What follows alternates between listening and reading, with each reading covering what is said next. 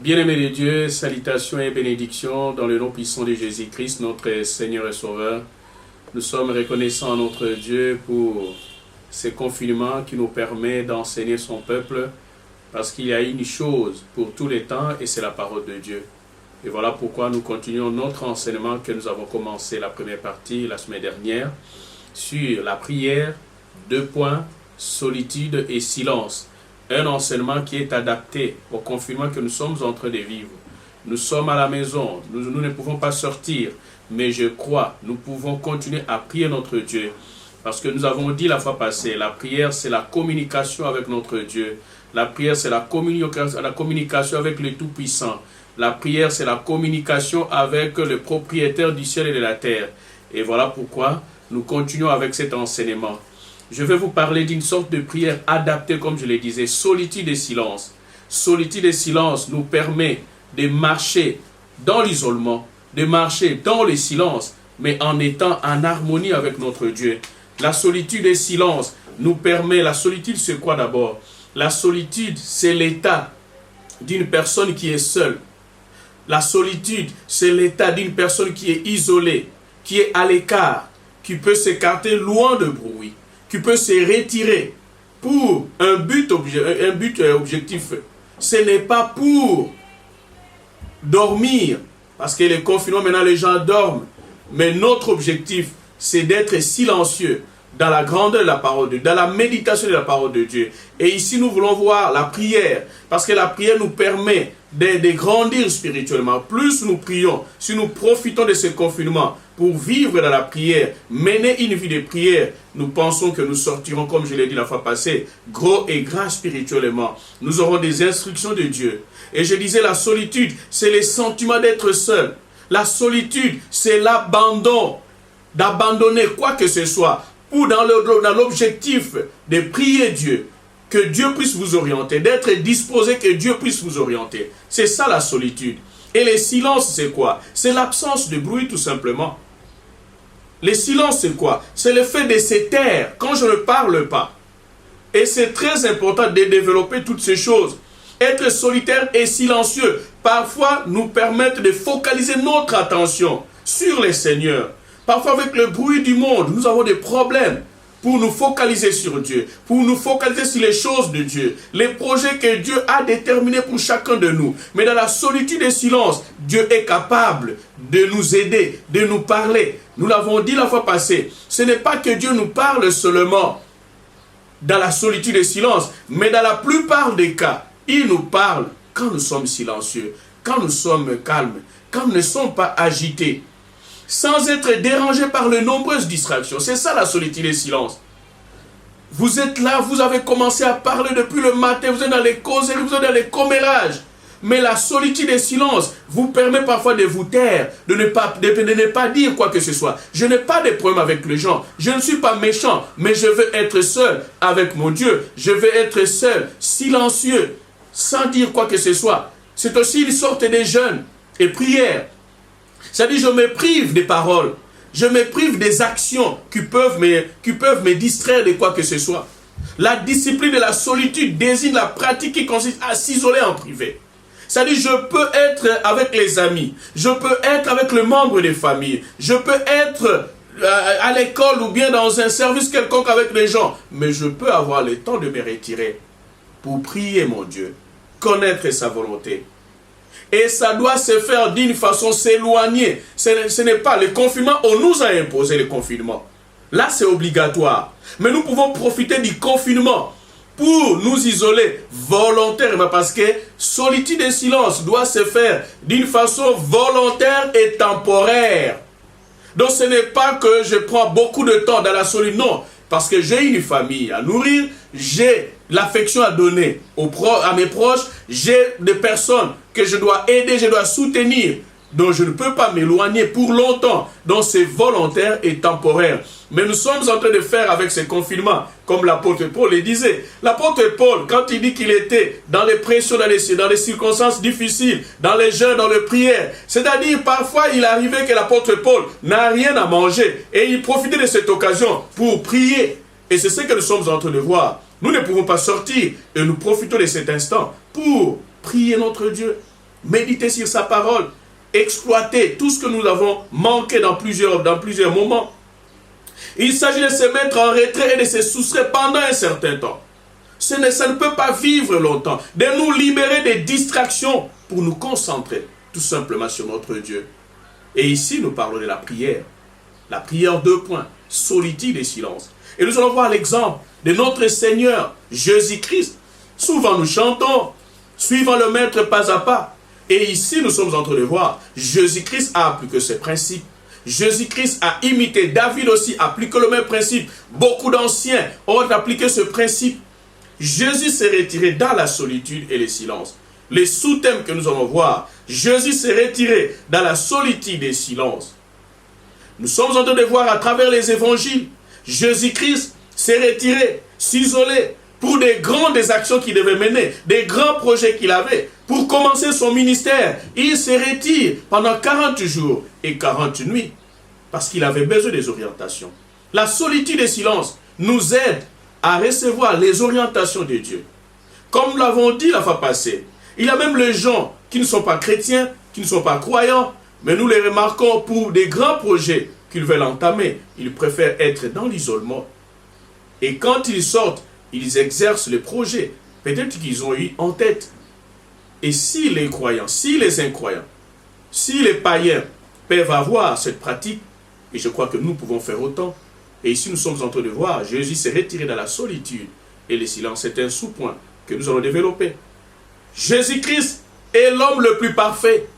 Et c'est l'homme qui était beaucoup plus chargé dans ce programme, dans ses responsabilités. Il devait prier pour les gens, il devait nourrir les gens, il devait montrer la tendresse aux gens, il devait délivrer les gens, il devait enseigner l'évangile, malgré toutes ses responsabilités, toutes ses préoccupations. Mais il avait le temps de se retirer. Comme nous aussi, nous pouvons avoir le temps de nous retirer au milieu de bruit, au milieu des occupations.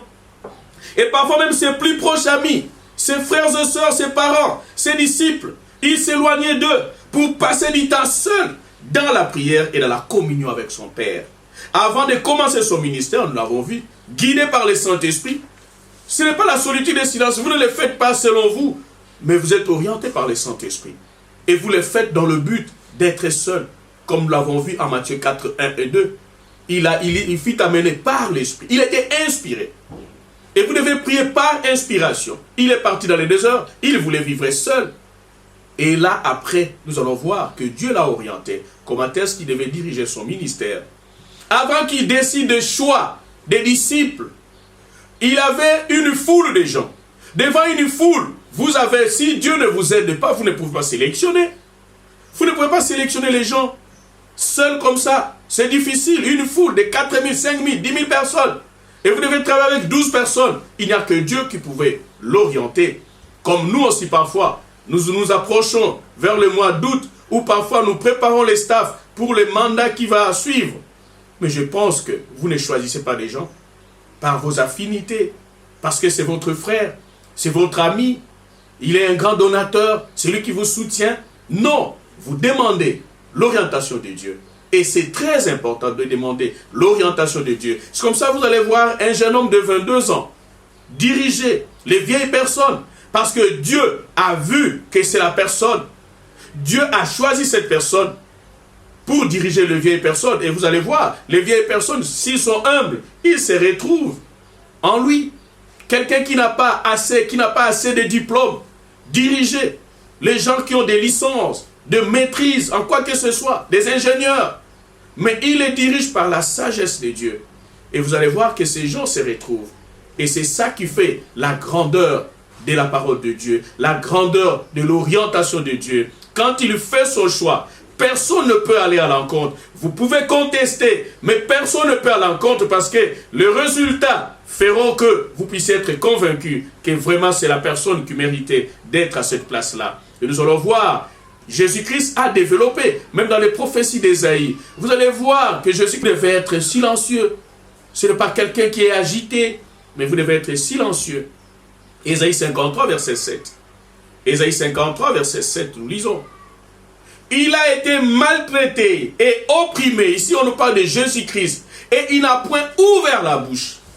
Jésus-Christ n'a jamais réagi aux opprobres. Jésus-Christ n'a jamais réagi aux injures. Parfois aujourd'hui nous avons des croyants qui ont des problèmes pour accepter les injures, accepter les injustices. Mais je crois que notre Seigneur Jésus-Christ est un modèle de silence. Au moment où les gens attendent que vous puissiez réagir contre quelque chose, mais vous êtes silencieux. Et ici nous voyons semblable à un agneau qu'on mène à la boucherie. À une brebis muette devant ceux qui l'attendent. Il n'a point ouvert la bouche. 2 fois on le répète dans ce même verset. Il n'a point ouvert. Il était silencieux. Nous allons voir, il a développé ses qualités. Notre Seigneur. Nous avons le Saint-Esprit. Nous avons la capacité de développer la même attitude de notre Seigneur Jésus-Christ. Luc chapitre 6, verset 12 à 16. Nous sommes en train de voir, Jésus s'est retiré dans la solitude et le silence. Bien sûr, dans le but de la prière, de la méditation.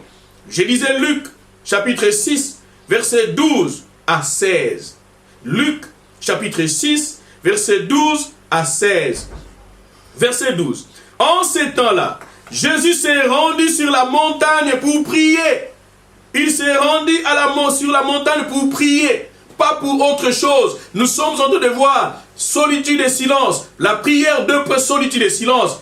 Vous n'allez pas vous promener, vous n'allez pas dormir, vous n'allez pas faire quoi que ce soit. Mais il s'est retiré dans le but de la prière. Il s'est rendu sur la montagne pour prier. Et il passa toute la nuit à prier Dieu. Toute la nuit à prier Dieu seul. Les restes dormaient, les disciples dormaient, tous. Mais lui, il était seul dans la prière. Je ne sais pas s'il vous est arrivé déjà de passer une nuit dans la prière. Il nous arrive beaucoup parfois des situations qui nous surmontent, qui nous surpassent, qui nous dépassent. Parfois, vous avez l'insomnie. Quand vous avez l'insomnie, mais priez Dieu. Et il a passé toute la nuit à prier Dieu. Mais parfois, les gens aujourd'hui ont un problème pour le confinement.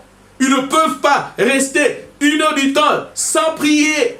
Mais Jésus-Christ, toute la nuit a prié. Seul. Les gens veulent, non, il fallait peut-être dans l'église, comme ça, quand on va commencer à prier, là, je suis motivé aussi à prier comme les autres. Mais non, mais vous pouvez prier à l'église, mais qu'est-ce que vous faites à la maison? Verset 13. Quand les jours parurent, c'est-à-dire toute la nuit, il a prié. Il pouvait s'excuser.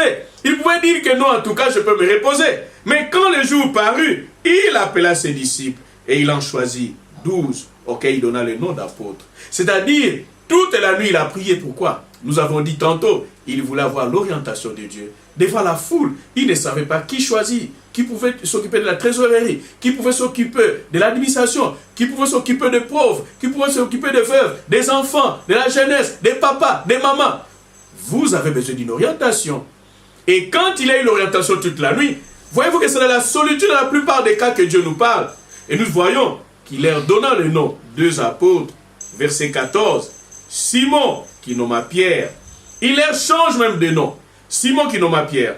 André, son frère. Jacques, Jean, Philippe, Barthélemy. Dans la foule, il est en train de appeler. Aujourd'hui, Barthélemy, toi tu viens, tu seras avec moi. Verset 15. Matthieu, Thomas, Jacques, fils d'Alphée. Simon, appelé les Zélotes. Jude, fils de Jacques. Et Judas, Iscario, qui devint traître. On dit bien qui devint traître. Il n'était pas traître. L'apôtre Paul nous dit en Timothée, dans les derniers jours, les gens seront assoiffés de l'argent, amis de l'argent, ennemis des gens de bien, traîtres. La trahison ici, quand on les a choisis, il n'était pas traître, il devint traître, parce que il avait chaque fois des remords de voir, il voulait se comparer à Christ. Il voulait se comparer. Quand Christ avait une bénédiction, lui, il n'était pas content. Et son cœur l'a amené à trahir. Et rappelez-vous, je vous rappelle, je vous instruis, il faut éviter d'entretenir les mauvaises pensées. Le diable, quand il travaille avec nous dans un domaine quelconque, il utilise toujours un défaut de caractère que nous avons. Et ces défauts-là, il va vous aider à les développer. Voilà pourquoi, mes frères et sœurs, je vous interpelle. Vous êtes aujourd'hui bien. Vous avez accepté Jésus-Christ. Vous êtes bien avec les gens. Vous êtes bien avec votre pasteur. Vous êtes bien avec vos frères et sœurs. Mais, en entretenant des mauvaises pensées, vous pouvez trahir. Il devint traître Il voulait chaque fois se comparer. Ce parfum-là, on devait me les donner. Cet argent-là, il fallait qu'on me les donne. Mais comment est-ce qu'on a donné toujours à lui, toujours à lui? Nous sommes en train de travailler pour lui. Nous sommes en train de souffrir pour lui. Nous sommes en train de souffrir pour une famille seulement. Et quand vous entretenez ces pensées-là, vous les développez. Les diables vont les développer. Vous deviendrez. Ici, on nous dit qui devint. Mais quand on les a ordonnés, apôtres, ils n'étaient pas traîtres. Et nous avons des versets qui nous disent que le jour où le diable entra dans Judas. Et voilà pourquoi la prière va nous aider. La prière dans la solitude et le silence. Dieu peut vous montrer. Dieu peut vous montrer. Voilà votre caractère. Voilà ce que vous faites là. Ce n'est pas bon. Mutu oyo yozo inawana. Azali oyo azali te. Nzamba kolakisa yo. Zala disposé à kolakisa. Tozali komona awa Yesu Kristo. Oyo azali mokonzi na biso, mobikisi na biso, oyo tozali kolanda, azalaki ko se retirer, azalaki ko kende pembeni ye moko. Yo mesala kaka pona osambela, il faut za na église. Pona osambela, il faut za na misa tumine. Na ningaka mingi prière intercession ya église parce que kuna na prière wana sona bani ko sambela, na faka courage ko sambela, na ndako na ko sambela te. Mais tozali ko yebisa ndenge tokangami na bandako et sengeli na biso to profiter na moment oyo pona to sambela ka pe biso moko. To mesana, mukolo to kutana, to mona réellement que oyo akoli spirituellement, azala ki boete, o meseni ko sambela yo moko, ezali très important. Makamu mingi tozali nango, bitumba mingi tozali nango, tozali ko luka biyano, tozali ko zwate, mais na confinement oyo, to ko profiter, to sambela, pe nzambe ala kisabiso, nzamba ko la kisabiso pe, mabunga na biso, makamu susu yo ko mona ke, batu balinga kangai te, batu ba ine ngai, mais est-ce que mitala kayo moko, mais na solitude et silence dans la prière, nzamba ko la kisayo, kete, tala moninga no oyo, azala problème na yo te, yonde bongisa awa, nzamba ko lobela yo, et nzamba lobela ka biso mingi, tant tozali na kimia, yango esengeli na biso, to développer, mo kontina biso Yesu Christ, asalela ki yango, azali ko kende, luka katangu nyoso leke masolo ezanga tina, boko bana kolobela batu, banda tongo, bo continuer, ti pokwa, bozo lobela kaka batu, bozo perdre de temps, tant on a soko kota ki na yo na prière, okomona ko profiter beaucoup plus. Mais au baby shangaka na masolo ezanga tina obakisi kutu masumu moyen kutu nzamba lobela yo ezalité yango to meka kolanda mo kontina biso Yesu Christ oyo azalaki kokende pembeni et puis agarda ki munoko na ye kimia kumaloba lobate koloba lobate yebaka kozala yo moko mais tant ozali yo moko pe ofanda kimia okangi munoko na yo et tokomona réellement que tozali ba disciple na ye. Nous allons à Matthieu chapitre 14, verset 12 à 13 et le verset 23. Matthieu chapitre 14, verset 12 à 13 et le verset 23. Par le Binabsoni. Les disciples de Jean vinrent prendre son corps. Ici on parle de Jean-Baptiste. Jean-Baptiste est décapité pour une vérité, pour la confrontation du roi. Mais, des rois Hérode, mais il est décapité pour un bienfait, pour faire plaisir à une personne qui était contre la confrontation. Parfois, nous sommes soumis à des histoires comme ça. Ce n'est pas que tous ceux qui nous haïssent, nous avons fait du mal. Mais parfois, quand vous dites la vérité aux gens, et parfois les gens deviennent vos ennemis, vos adversaires. Et Jean-Baptiste a confronté le roi Hérode pour la femme de son frère qu'il avait pris. Mais cela lui a apporté la mort. Et il était décapité.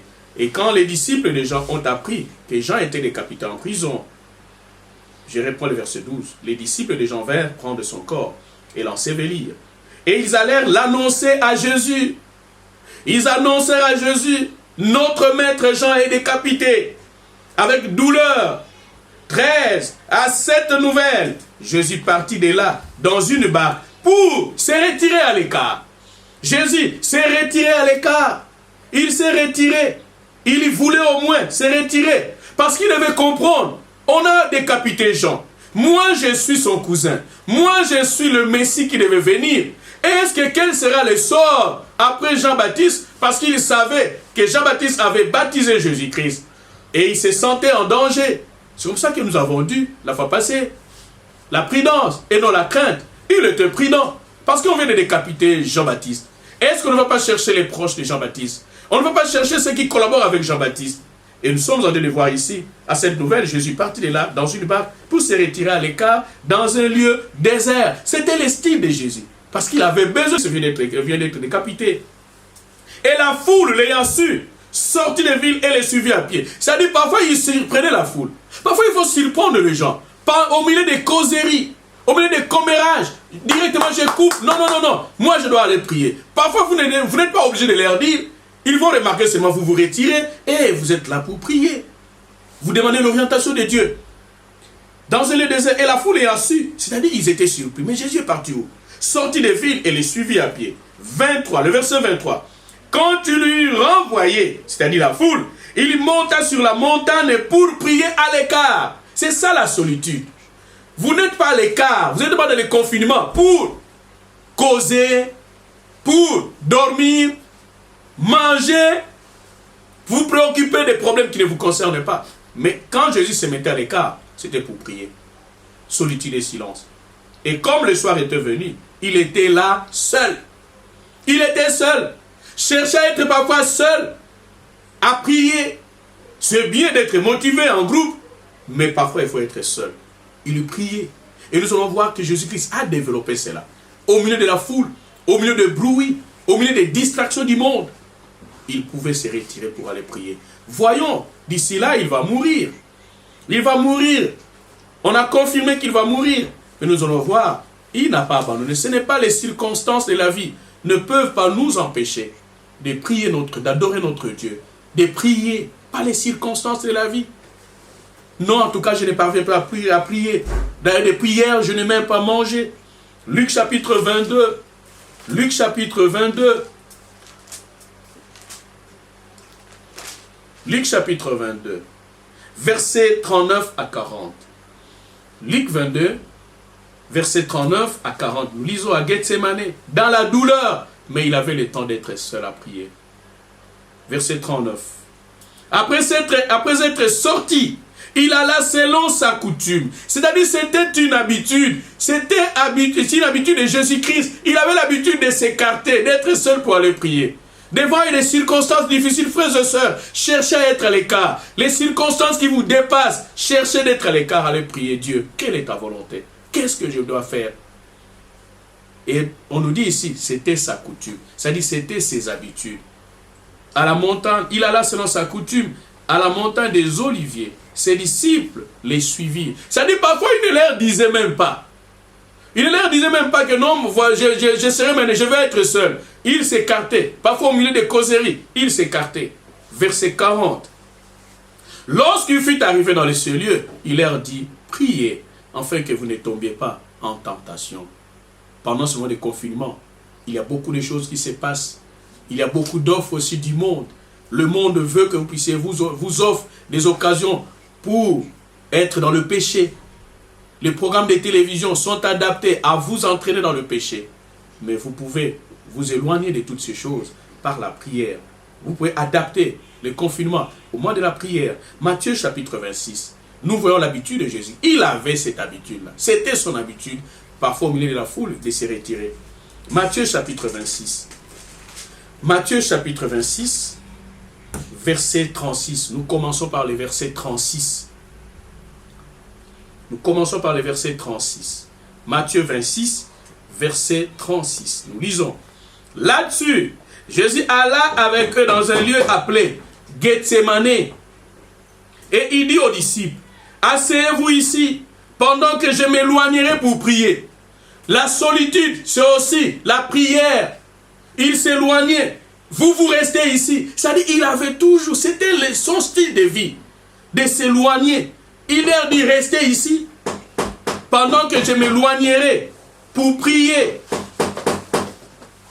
Il y prit avec lui, verset 37, il y prit avec lui Pierre et les deux fils de Zébédée. Et il commença à éprouver de la tristesse et des angoisses. Voilà, il était dans la prière. Verset 38, il leur dit alors, mon âme est triste, mon âme est triste. Il leur a dit, mon âme est triste jusqu'à la mort. Restez ici et veillez avec moi. Malgré qu'il voyait la mort, mais il avait le temps de solitude et silence. Verset 39. Puis ayant fait quelques pas en avant, il se jeta sur sa face. C'est-à-dire, quelques pas en avant, c'est-à-dire toujours, il veut s'écarter, il veut s'éloigner. Et pria ainsi, mon Père, s'il est possible que cette coupe s'éloigne de moi, toutefois, non pas ce que je veux, mais ce que tu veux. Verset 40. Et il vint vers les disciples qui trouvaient endormis. Quand il vint, c'est-à-dire il était loin d'eux. Et il dit à Pierre, vous n'avez donc pu veiller 1 heure avec moi. Ici, le minimum de la prière journalière, c'est 1 heure. Ça, c'est le minimum. C'est-à-dire, je peux aller au-delà. 2 heures, 3 heures, 4 heures. Mais le minimum, c'était 1 heure. Mais comment est-ce qu'un croyant ne peut même pas faire 20 minutes dans la prière? Mais ici, nous voyons, c'est-à-dire, Jésus-Christ a tracé la ligne. C'est 1 heure le minimum dans la prière. Frères et sœurs, si vous n'avez pas l'habitude de prier le minimum, ne fût-ce que 1 heure du temps, vous avez un problème. Ici, on nous dit que c'était son habitude. Verset 40.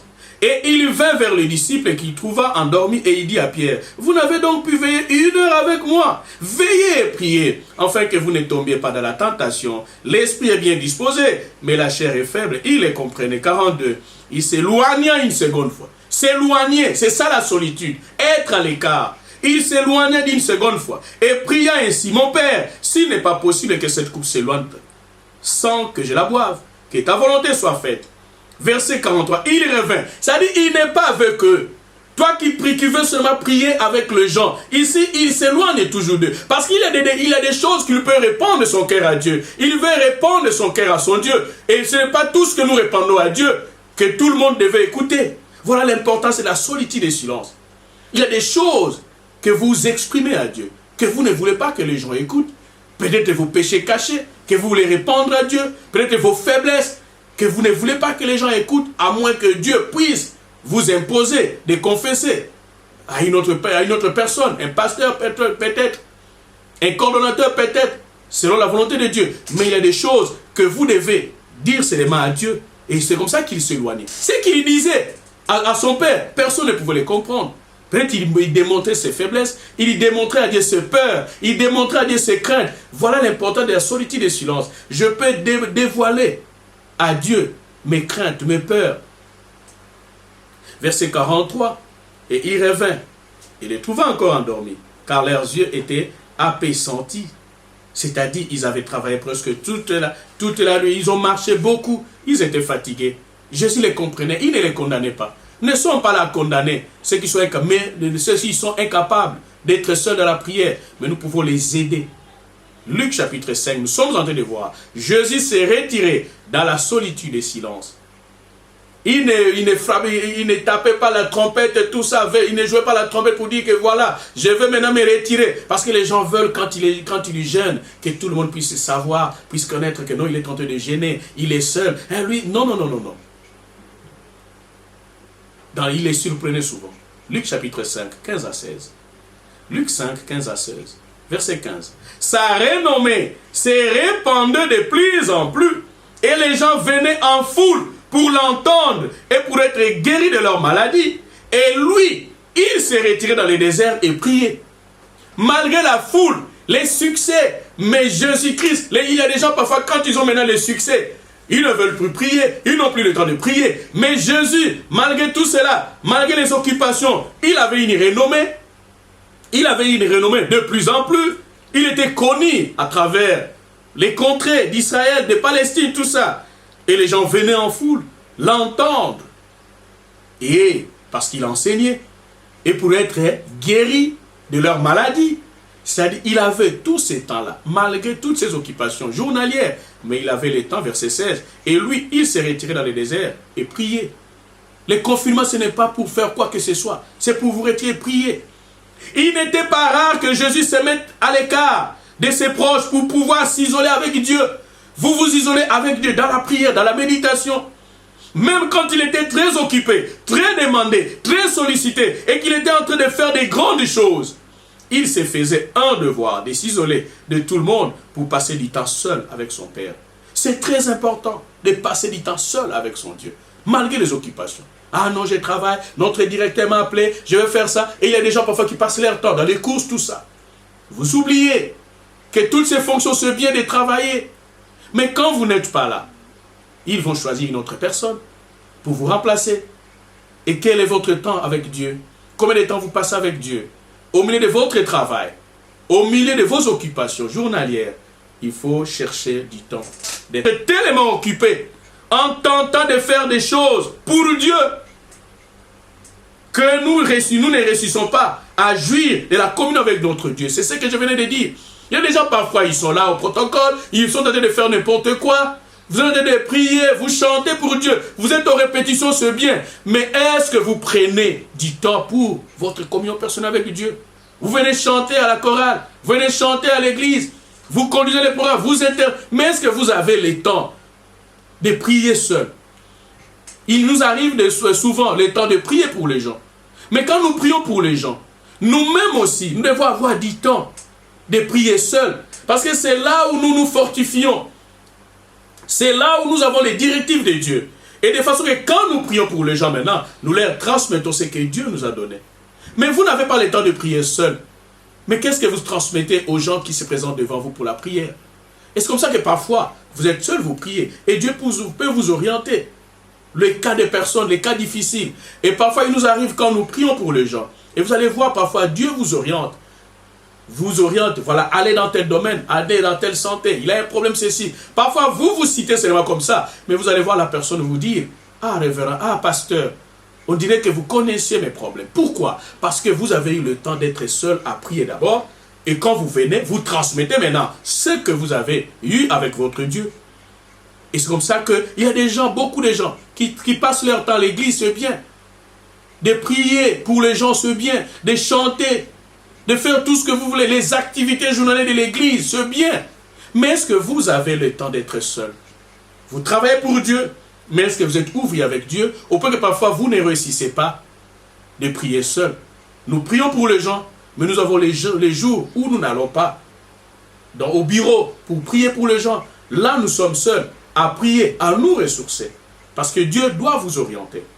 C'est ça l'importance de la prière solitude et silence. Marc chapitre 1, 32 à 35. Nous sommes en train de voir notre Seigneur. Vous dites qu'il est votre Seigneur, mais vous devez faire ce qu'il a fait. Lui, il s'est retiré. Mais toi, tu n'as pas le temps de te retirer. Après l'église, tu es dans les courses. Après l'église, tu es dans les commérages. Après l'église, tu es dans les causeries inutiles parfois.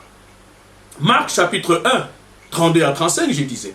32. Les soirs après le coucher du soleil, on lui amena tous les malades et les démoniaques. Être à l'écart pour prier ne signifie pas que vous abandonnez les malades, vous abandonnez les brebis. Non, non, non, non, non. Nous continuons à prier, mais nous contrôlons la situation. Jésus pouvait avoir la maîtrise de toutes ces choses. Pendant qu'il enseignait, il pouvait découvrir qu'il y a des gens qui ont faim. Et directement, il faisait quelque chose. Pendant qu'il enseignait, il n'était pas embrouillé des activités ou bien des offres de personnes. Pendant qu'il enseignait, il y avait des gens qui vont trouer les tôles pour descendre quelqu'un, un paralytique. Il avait le temps. Il réglementait toutes ses actions. Et quand vous gérez bien votre temps, vous serez capable de dépasser toutes ces choses. Les occupations journalières de la vie, les occupations hebdomadaires ne peuvent pas vous empêcher d'être seul avec Dieu. Cherchez un temps avec votre Dieu. Verset 33. Et toute la ville était rassemblée devant sa porte. Parfois, au moment où il n'était pas disposé de recevoir les gens, mais les gens entraient. Et comment est-ce qu'il pouvait les empêcher? Il nous arrive parfois, vous êtes préoccupé à autre chose.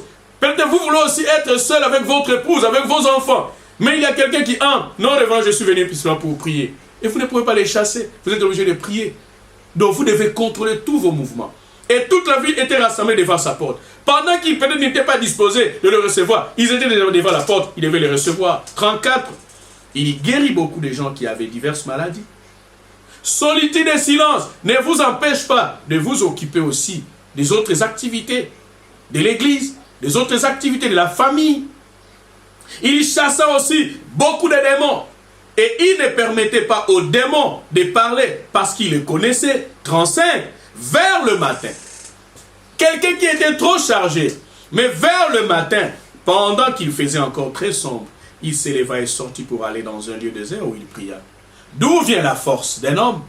La force d'un homme vient dans la vie spirituelle des prières. Cette force, c'est Dieu qui lui a infusé cette force. Seul, il ne pouvait pas.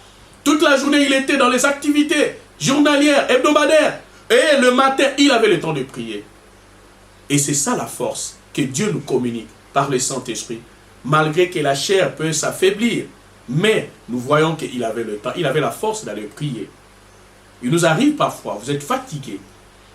Vous avez, toute la journée, vous avez eu des occupations. Mais parfois, quand vous êtes fatigué, mais parfois, quand vous commencez seulement à prier, vous allez voir, on dirait que vous n'allez pas à terminer 1 heure, vous faites 2 heures. D'où vient la force des chrétiens? C'est dans la prière, seul avec son Dieu. Les fêtes de se ménager, des moments de solitude pour communier avec le Seigneur, nous offrent la possibilité de prier et d'écouter sa voix. Dans la solitude et le silence, vous pouvez distinguer la voix du monde et la voix de Dieu, sans être gêné par des distractions de l'ennemi. Parfois, il vous arrive d'être seul. La solitude nous met en situation de nous focaliser et de nous connecter intimement avec le Seigneur. Nous devons développer notre intimité avec Dieu, seul. Ou vous lui expliquez tous vos problèmes, peut-être que vous ne pouvez pas partager avec quelqu'un. Sachant que nous ne serons pas interrompus par les autres. Parfois, quand vous êtes en foule, pendant que vous dites quoi que ce soit, et vous allez voir quelqu'un qui vous pose la question. Mais quand je suis seul, personne ne peut m'interrompre. Surtout si nous ajoutons les silences à l'équation. Les silences. Solitude et silence. En nous déconnectant de tous les appareils de communication. Je le disais la fois passée, il y a des gens qui ont un problème pour s'éloigner même de leur téléphone. Même dans l'église. Même dans l'église. Vous allez voir quelqu'un croyant, un dirigeant aussi parfois, et sur WhatsApp, dans l'église, pendant que l'enseignement se déroule, pendant que la chorale chante, peut-être qu'il pouvait être délivré par un message de manifestation de l'esprit, peut-être par une chanson, peut-être par l'enseignement. Mais vous allez voir, il est distrait. Il est sur WhatsApp, il est sur Facebook. Pourquoi? Parce qu'il ne peut pas. C'est anormal, frères et sœurs. Et si vous ne pouvez pas le faire à l'église, où nous pouvons passer 2h30, 3h du temps, est-ce que vous pouvez le faire quand vous êtes seul? C'est impossible. Et c'est très important. Vous pouvez vous éloigner un moment. On a dit que c'est volontaire et un moment. On ne peut pas vous imposer de vous éloigner de vos téléphones, de vos ordinateurs et autres choses, radio, musique, mais volontairement. Nous allons voir que Jésus-Christ a opté les styles de David. David en psaume, nous allons voir, avait le même style de dévancer l'aurore. Psaume 119, verset 147. Psaume 119, verset 147. Jésus, nous voyons que très tôt le matin, il dévançait l'aurore. Verset 147. Je dévance l'aurore et j'écris, j'espère en tes promesses. Ici, David dévançait l'aurore. C'est-à-dire, il s'est réveillé très tôt le matin.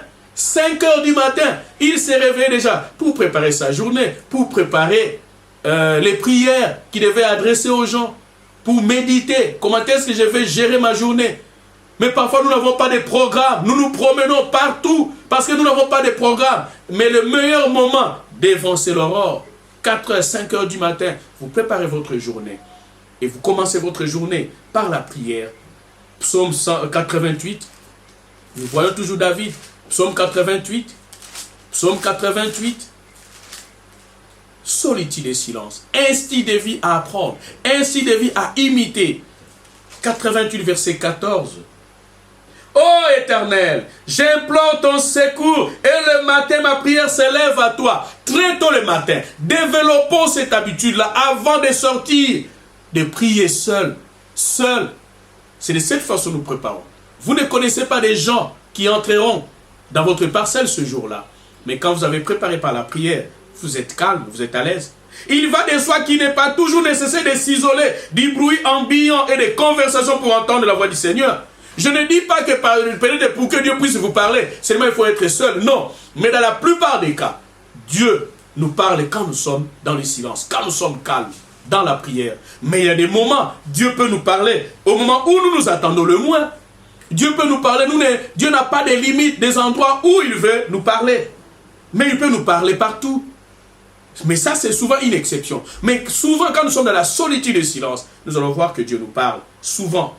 Ce sont des moments que Dieu peut vous parler. Par le Saint-Esprit. Ces moments-là, parfois, nous préparons les enseignements. Pendant que nous sommes en prière, dans la solitude et le silence. Par le Saint-Esprit, il peut vous parler. À travers les Écritures, il peut vous éclairer d'un verset biblique. Et c'est comme ça qu'il m'arrive parfois quand je prie seul. J'ai ma Bible, j'ai mon agenda, j'ai mon stylo. Parce que je ne sais pas comment est-ce que Dieu va réagir à ma prière. Et je prépare parfois mes enseignements comme ça. À travers les Écritures, Dieu peut vous orienter dans la prière, solitude et silence. Dans la prière. Et Dieu peut utiliser aussi les circonstances pour vous enseigner.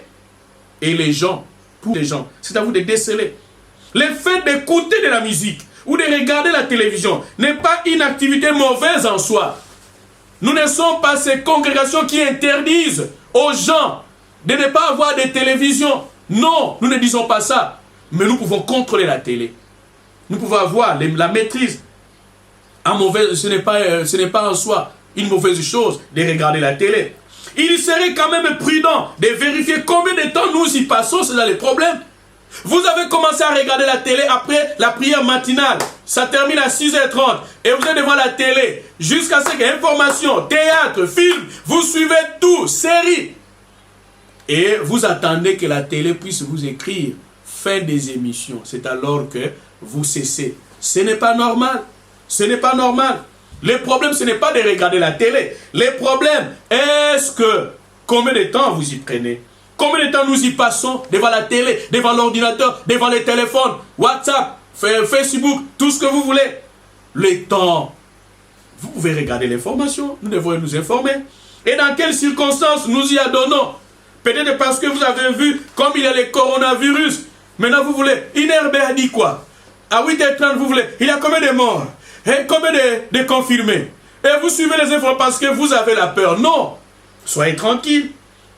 Est-ce que nous allumons la radio ou la télé uniquement pour avoir un bruit de fond?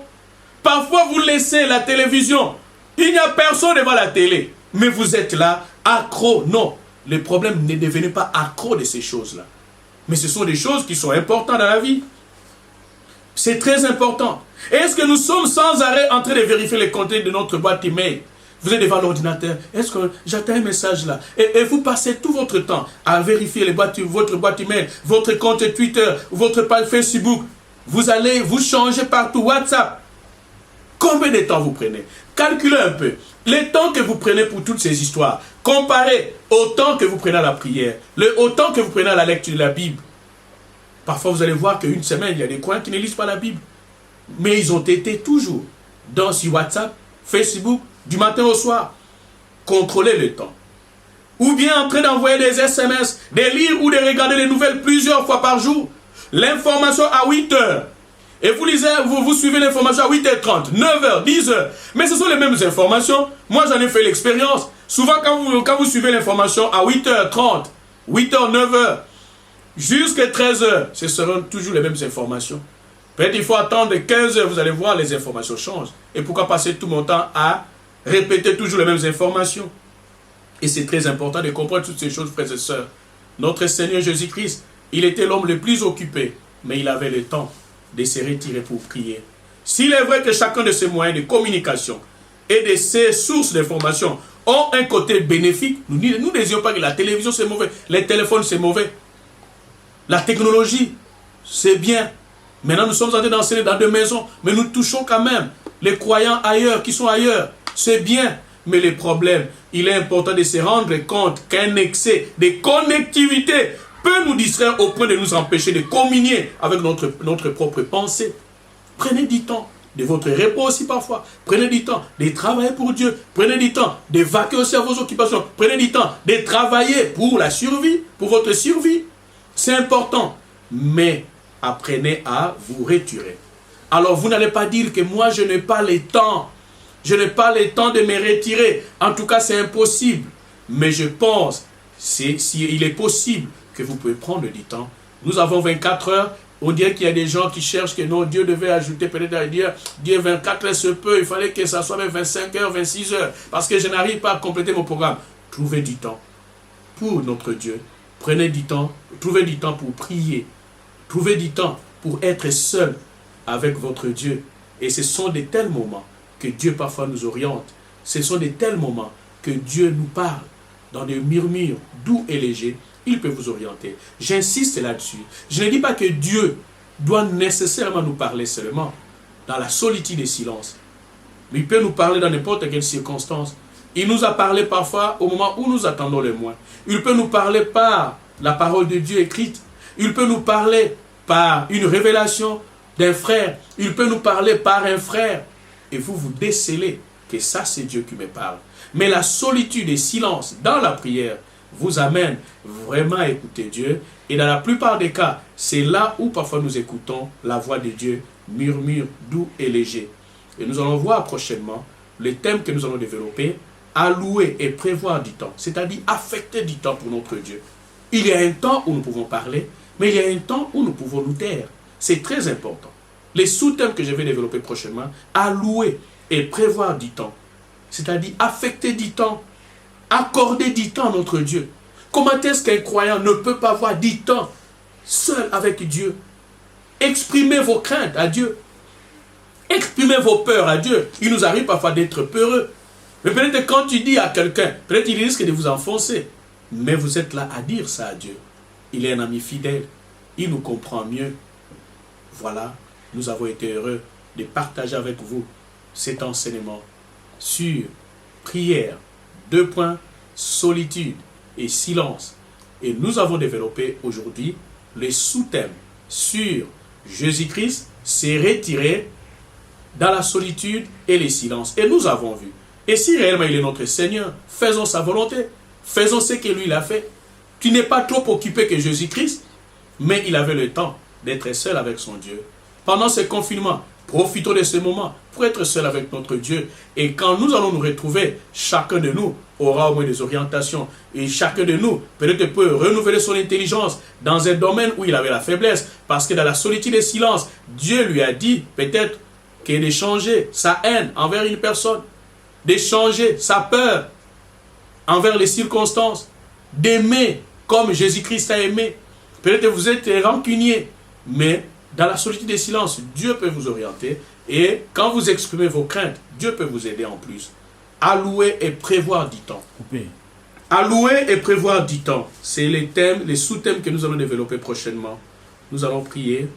Père éternel, nous te bénissons, toi l'unique et le seul vrai Dieu. Merci pour ces temps que tu nous as donné de partager ta parole éternelle avec ton peuple. Éloigné, mais nous savons qu'à travers ce message éternel et grand Dieu, ils seront édifiés, ils seront fortifiés.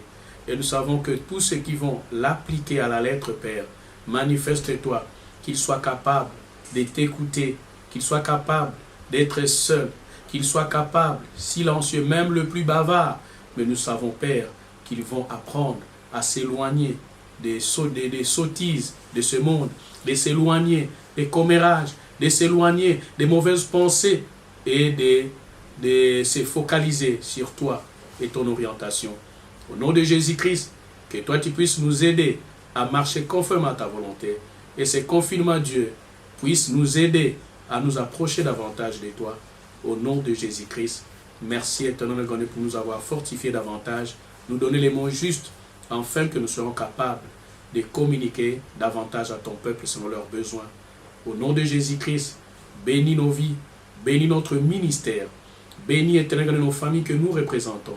Dans le nom puissant de Jésus-Christ, oriente éternel grand Dieu par ta sagesse et ton intelligence, les autorités politico-administratives qui prennent des résolutions, afin que cette situation prenne fin éternel grand Dieu, au moment voulu éternel grand Dieu, afin que nous reprenions éternel nos activités, nos communions avec toi, avec tes enfants, au nom de Jésus-Christ pour compléter ce qui leur manque en ce moment. Au nom de Jésus-Christ, partout où ils sont, bénis-les, préserve-les du mal, soutiens-les au milieu de leurs épreuves. Au nom de Jésus-Christ, Père éternel, tu bénis éternel tous ceux qui nous ont aidés à la technique éternelle grand Dieu, qui se sont donnés eux-mêmes éternel grand Dieu d'abord à toi, ensuite au ministère que tu nous as confié. Tu continues à leur combler de ta sagesse et de ton intelligence. Et Dieu, bénis éternel grand Dieu leurs projets d'avenir. Au nom de Jésus-Christ, Dieu, tant qu'ils resteront dans ton œuvre, toi tu t'occuperas de leur vie et de leur famille respective. Au nom de Jésus-Christ, l'endroit où nous avons communié éternel grand Dieu, tu soutiens et bénis. Au nom de Jésus-Christ, Père éternel, mais dimanche éternel grand Dieu, nous savons éternel grand Dieu, ton peuple sera réellement béni. Et tous ceux qui nous écouteront à travers le monde, éternel grand Dieu, soient bénis par cette parole. Et plus nous continuerons, tu continueras à nous assister par ta sagesse et ton intelligence, et que le Saint-Esprit soit à l'œuvre à tout ce que nous faisons. Dans le nom puissant de Jésus-Christ, notre Seigneur et Sauveur. Amen.